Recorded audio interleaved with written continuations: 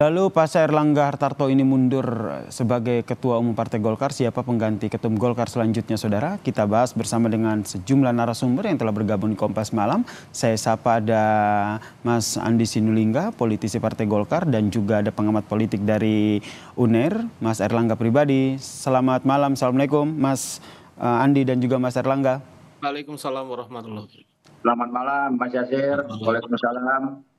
Oke, ini saya ke Mas Andi dulu nih. Mas Andi, ini pasca Erlangga Hartarto ini mundur sebagai ketum, ini yang menguat adalah nama dari Bahlil Lahadalia, begitu? Iya, yang saya dengar juga begitu. Ada beberapa nama-nama yang muncul yang memang juga kader-kader potensial Partai Golkar, seperti Pak Bambang Susatyo, Pak Agus Gumiwang, itu termasuk Pak Bahlil, dan bahkan ada nama-nama lain juga yang siap berkompetisi. Memang kalau kita mendengar arus kecenderungan.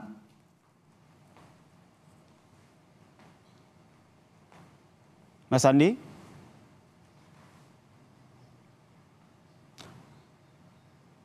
Oke, Mas Andi? Oke, kita perbaiki audio dengan Mas Andi Sinulinga. Saya ke Mas Erlangga. Mas Erlangga, ini tadi sempat kita dengar ya, tadi yang disampaikan oleh Mas Andi ini banyak nama yang akhirnya menguat untuk menggantikan posisi Erlangga Hartarto sebagai ketua definitif gitu. Kenapa akhirnya nama Bahlil Lahadalia ini lebih mengerucut ataupun lebih kuat begitu seperti yang tadi disampaikan oleh Mas Andi?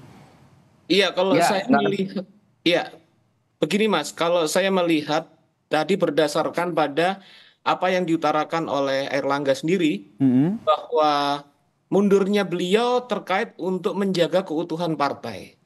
Kalau kita melihat logika dari ucapan Pak Erlangga, itu artinya bahwa ada kontestasi di internal partai, sehingga jalan untuk menjaga keutuhan partai adalah mundurnya Pak Erlangga. Logikanya kan seperti itu. Kontestasi atau perebutan kekuasaan dalam tanda kutip? Iya, kontestasi salah satunya bisa mengarah pada perebutan kekuasaan. Dan jalan untuk menjaga stabilitas dan harmonisasi di partai adalah mundurnya Pak Erlangga. Artinya kan konsekuensi dari ucapan Pak Erlangga itu sendiri, gitu kan. Nah, di sini saya melihat bahwa di dalam internal Golkar itu ada dinamika politik yang cukup keras. Dan kemudian kalau kita melihat, saya ingat bahwa setidaknya 3 bulan yang lalu, itu bahwa dalam tanda petik dinasti politik dari Pak Jokowi, gitu, bisa Pak Jokowi atau Mas Gibran atau yang lainnya, ini kemudian membutuhkan basis politik dari partai untuk menjaga eksistensi kekuasaan dalam orbit kekuasaan pasca 2024 ini. Nah, saya pikir hal tersebut juga menjelaskan kalau kita lihat bahwa Bang Bahlil itu adalah bagian yang tidak terpisahkan dari inner circle dari kekuatan politik Pak Jokowi. Bisa jadi bahwa nama Bang Bahlil ini menjadi kemudian menguat terkait dengan logika dan dinamika politik seperti itu. Atau kemudian tidak mustahil terjadi bahwa ke depan bahkan Pak Jokowi atau Mas Gibran sendiri yang menjadi bagian dari kandidat utama dalam Partai Golkar setelah proses ini berlangsung. Jadi menurut Anda kontestasi yang terjadi di internal Golkar ini siapa dengan siapa tuh salah satunya adalah Bahlil Lahadalia di situ? Iya, Bang Bahlil Lahadalia dengan siapa? Penting. Maaf Mas. Dengan siapa menurut Anda? Saya pikir juga akan ada banyak seperti yang tadi sudah diutarakan gitu. Ada misalnya Pak Bambang Susatyo, ada kemudian banyak Agus Gumiwang dan lain sebagainya. Tapi yang saya lihat dalam kontestasi politik di dalam internal Golkar ini, variabel terkait dengan poros kekuatan dari kekuasaan yang saat ini eksis, yaitu Pak Jokowi, menjadi tidak bisa diabaikan. Dalam dinamika Golkar selama beberapa bulan belakangan, bahkan nanti ke depan. Sampai di sini dulu, Mas Erlangga. Saya ke Mas Andi nih, mau konfirmasi nih. Kalau kata Mas Erlangga ini ada kontestasi di sana, ada perebutan kepentingan dalam tanda kutip. Betul demikian? Ya kalau ada kontestasi, kompetisi di internal partai politik ya, itu sesuatu yang lumrah di Golkar itu. Nah, itu nggak bisa kita tutupin dan kita harus sampaikan bahwa memang kontestasi itu ada. Nah, tapi yang paling penting adalah di Golkar itu bagaimana kompetisi atau kontestasi itu dinamikanya dilakukan dengan cara dewasa ya, dengan melibatkan semua orang sehingga terjadi kompromi politik di situ.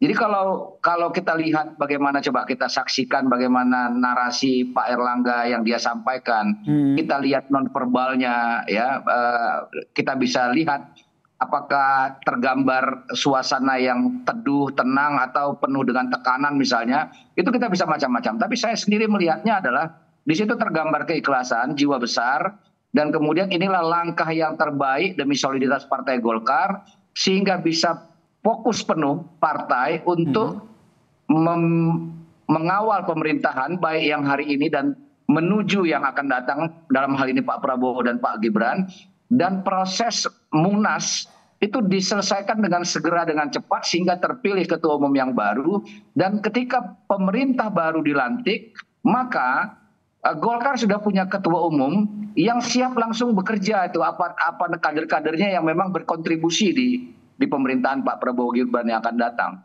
Jadi karena itu pilihan Pak Erlangga untuk mundur itu sudah tepat itu, dan itu patut diapresiasi. Oke, kalau dari internal sendiri ini kan kalau tadi kita dengarkan bahwa yang disampaikan oleh Airlangga Hartarto adalah menjaga keutuhan, kemudian disambung tadi disampaikan oleh Mas Erlangga ini ada kontestasi di sana. Nama-nama yang menguat di internal Golkar sendiri siapa? Apakah salah satunya adalah Bahlil Lahadalia atau siapa lagi selain itu? Selain Pak Bahlil, Pak Bambang Susatyo, Agus Gumiwang, nama-nama yang beredar ya. Memang walaupun kecenderungannya misalnya yang menguat itu adalah nama Pak Bahlil gitu. Kenapa sebagai demikian? sebuah Kenapa fakta, akhirnya yang menguat itu kenapa akhirnya yang menguat itu Pak Bahlil? Iya, ini kan soal begini ya, di Golkar itu problem komunikasi antara elit dengan kehendak di bawah itu kan penting ya. Jadi ada variabel internal, ada variabel eksternal. Misalnya secara internal, kalau dia tidak punya komunikasi yang baik dengan katakanlah stakeholder, dalam hari ini dewan-dewan pimpinan daerah, mungkin akan sulit itu bisa dilakukan. Nah karena itu kalau saya dengar ya langsung, saya dengar dari teman-teman, baik beberapa elit-elit DPP termasuk teman-teman di daerah, memang arahnya ke sana, kecenderungan itu. Walaupun ini kan belum kita tahu bagaimana dinamika Munas yang akan berlangsung besok. Kita hari Selasa rencananya itu kalau dengar dari teman-teman DPP akan melakukan rapat pleno, dan di rapat pleno itu nanti akan ditetapkan siapa yang menjadi PLT Ketua Umum, lalu Rapimnas menetapkan jadwal Munas, dan nanti dinamikanya akan lebih terlihat di situ. Nah yang saya gambarkan itu adalah dinamika yang terjadi hari ini gitu. Tadi Anda menyebutkan dekat dengan elit-elit yang dimaksud ini adalah Joko Widodo? Elit di internal Partai Golkar dengan para pimpinan-pimpinan di daerah. Elit yang saya maksud adalah, tadi kan pertanyaan Anda tadi, Bung Yasir mengatakan kenapa Bahlil. Betul. Ya kemampuan Bahlil berkomunikasi dengan elit-elit DPP Partai Golkar dan juga dengan dewan-dewan pimpinan daerah. Nah ada variabel tentu di eksternal, ada elit-elit negara. Saya pikir itu nggak bisa dihindari. Di Golkar nggak usah saya sampaikan lagi. Publik sudah tahu semua kan bagaimana. Dan saya kira hampir semua partai tidak akan bisa menghindari variabel di luar dirinya. Sama dengan Indonesia. Termasuk Indonesia hubungan ataupun pengaruh dengan Presiden Joko Widodo begitu ya? Ya sudah pasti tidak mungkin apa yang terjadi di Golkar itu tidak berkomunikasi dengan pimpinan nasional, itu tidak mungkin itu. Pasti ada komunikasi untuk dinamika ini berjalan dengan baik. Tidak mungkin tidak ada komunikasi, pasti ada komunikasi. Nanti tapi jangan dipahami komunikasi itu komunikasi yang negatif gitu ya.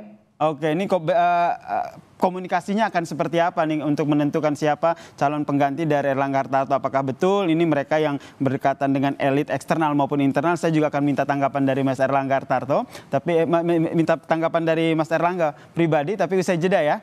Kita tetaplah bersama kami di Kompas Malam, kita masih membahas siapa pengganti ketum pasca Erlangga Hartarto mundur dari ketum Golkar.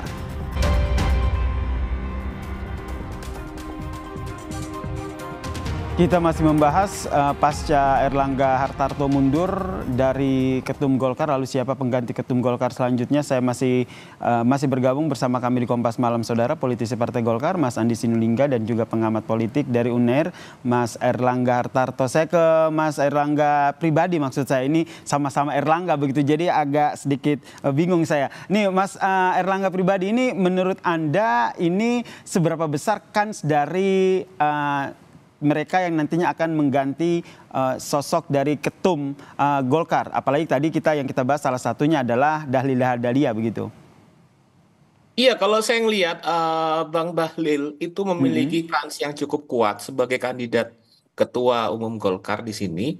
Karena memang seperti tadi sudah diutarakan oleh Bang Andi bahwa hubungan-hubungan yang dekat dengan stakeholder dan tentunya juga dengan elit politik, dan khususnya bahwa Bang Bahlil sendiri memiliki social and political capital dekat dengan Presiden Jokowi, yang hal tersebut memberikan peluang besar pada Bang Bahlil untuk menjadi ketua umum.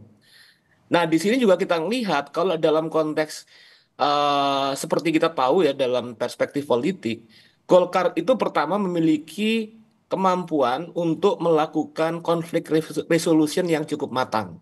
Artinya benar bahwa tadi saya utarakan bahwa ada kompetisi, ada kontestasi, bahkan konflik. Tapi salah satu pilihan resolusi konflik itu adalah dengan mundurnya Pak Erlangga Hartarto.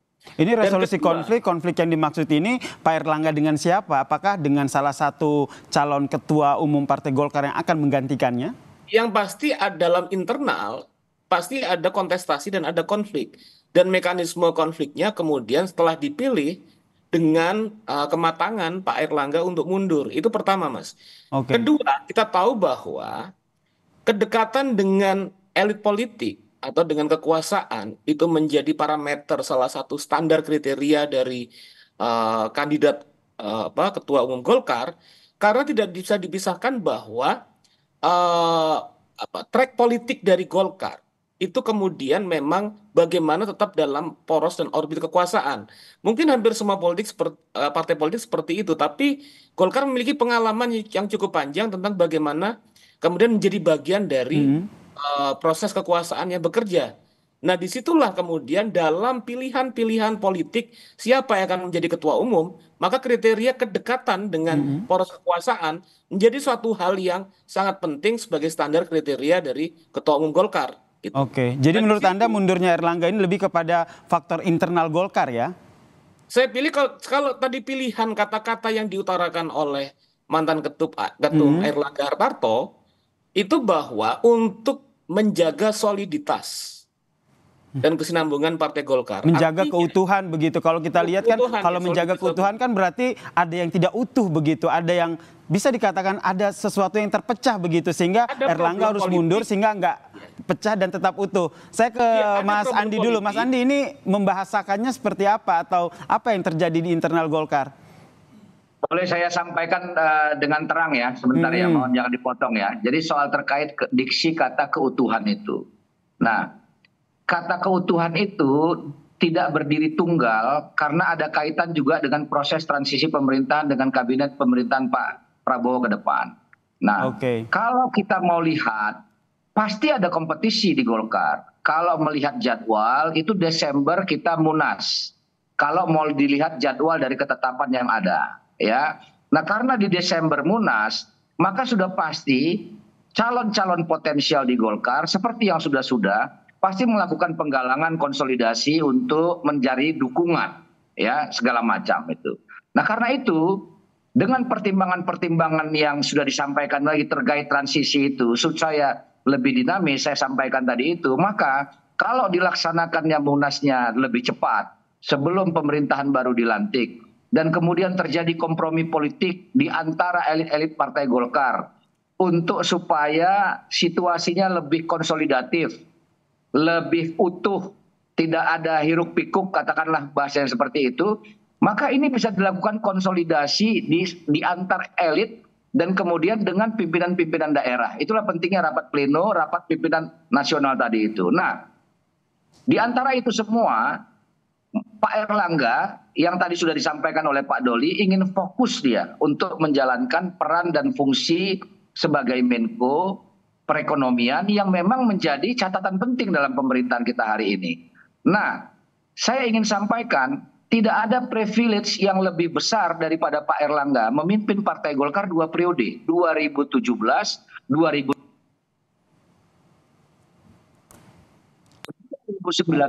dan 2024. Sepanjang secara reformasi belum pernah ada ketua umum yang menjabat 2 periode.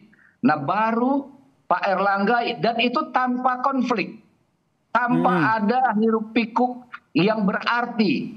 Kita bisa cek semua. Konsolidasi partai bagus, tidak ada perpecahan, bahkan tidak ada hiruk pikuk di luar terjadi.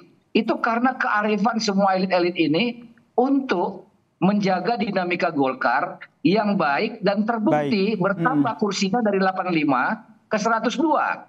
Nah, untuk ke depan, untuk kepentingan Partai Golkar, supaya konsolidasinya tetap jalan, maka diperlukan kompromi untuk kepentingan kesinambungan pemerintahan ke depan, untuk mengawal pemerintahan Pak Prabowo juga dengan lebih smooth, maka mundurnya Pak Erlangga itu adalah jiwa besar yang harus diapresiasi itu. Jadi output mundur itu bagian dari meredusir dinamika yang kita tidak tahu ke depannya seperti apa itu. Nah, dalam konteks itulah menurut saya yang disampaikan Pak Erlangga, pembagian tugas. Dia sudah punya bertugas 2 periode di Partai Golkar dengan segala prestasi, meskipun ada catatan-catatan kekurangannya, tidak ada manusia yang sempurna, dan kemudian beliau ingin fokus di kabinet melaksanakan tugas peran pokok dan fungsinya sebagai Menko Perekonomian. Nah, ini berbagi tugas sehingga konsolidasi Partai Golkar ke depan itu diambil oleh kader-kader terbaik yang ada selain Pak Erlangga. Terakhir saya ke Mas Erlangga pribadi begitu. Melihat ke depannya ini nanti akan seperti apa dinamikanya? Ya, kalau saya lihat bahwa kalau melihat track ke depan gitu, bahwa ini adalah suatu proses bagaimana Partai Golkar sendiri menggunakan mekanisme yang ada di internal partai untuk mengelola konflik yang sedang berlangsung. Jadi kalau tadi kita menyaksikan apa yang diutarakan, saya berpegang pada apa yang diutarakan oleh Pak Erlangga Hartarto, bahwa kemudian untuk menjaga keutuhan partai, dan saya berpegang pada apa yang diutarakan oleh Kanda Andi Sinulinga, bahwa terjadi kontestasi, terjadi kompetisi pada di awalnya, dan kemudian itu adalah hal yang biasa dan ini menjadi bagaimana mekanisme politik untuk menyelesaikan hal tersebut. Maka di situ saya menyaksikan bahwa kemunduran Pak Erlangga sebagai bagian dari solusi terjadinya konflik di internal Partai Golkar. Oleh karena itu saya lihat ke depan yang akan muncul itu ketika kemudian Bang Bahlil yang kemudian menjadi kandidat kuat, maka ini adalah track bagaimana proses transisi tidak saja di kekuasaan, tapi di internal dari partai politik Golkar. Itu kemudian menjaga di mana kemudian pada proses selanjutnya mereka-mereka yang menjadi bagian dari poros kekuasaan Pak Jokowi yang akan kemudian mengambil kepemimpinan di Partai Golkar itu. Ya. Baik, ini nanti kita nantikan bersama ya, seperti apa nanti ke depannya, apakah betul nanti Bahlil Lahadalia ini akan menjadi ketum pengganti Erlangga Hartarto. Ini masih ada proses-proses yang nantinya akan dilewati oleh Partai Golkar. Terima kasih Mas Andi Sinulinga, politisi Partai Golkar, dan juga ada pengamat politik dari Unair, Mas Erlangga pribadi telah bergabung bersama kami di Kompas Malam. Salam sehat semuanya.